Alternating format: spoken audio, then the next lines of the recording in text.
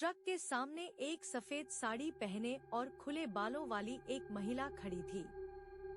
रवि ने जोर से ब्रेक लगाया, लेकिन जैसे ही उसने ट्रक से नीचे उतरकर देखा, वहां कोई नहीं था। पसीने से तरबतर होते हुए वह दोबारा ट्रक में बैठा और तेजी से गाड़ी बढ़ा दी। कुछ ही मिनटों बाद उसे फिर वही महिला दिखी। इस बार वह ट्रक के ठीक बगल में दौड़ रही थी।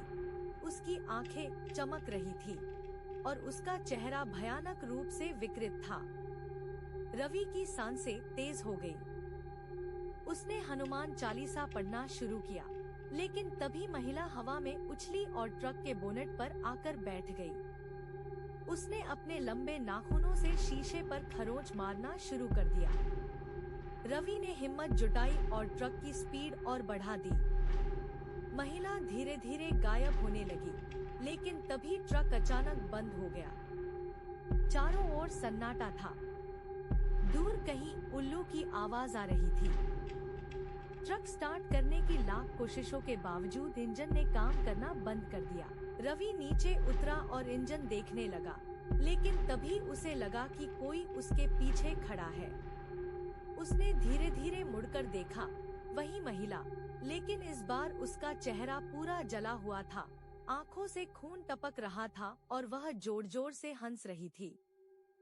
रवि ने घबराकर माचिस से एक तीली जलाई और उसके सामने लहराई।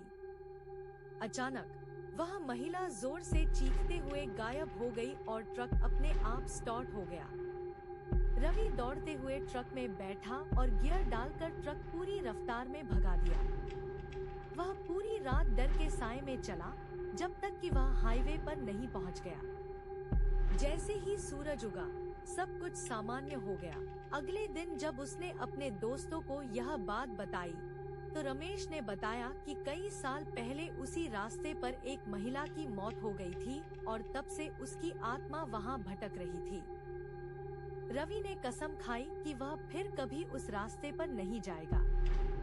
उस रात जो हुआ, वह सिर्फ एक डरावनी घटना नहीं थी, वह एक चेतावनी थी कि कुछ रास्ते अंधेरे में छुपे रहना ही बेहतर होते हैं।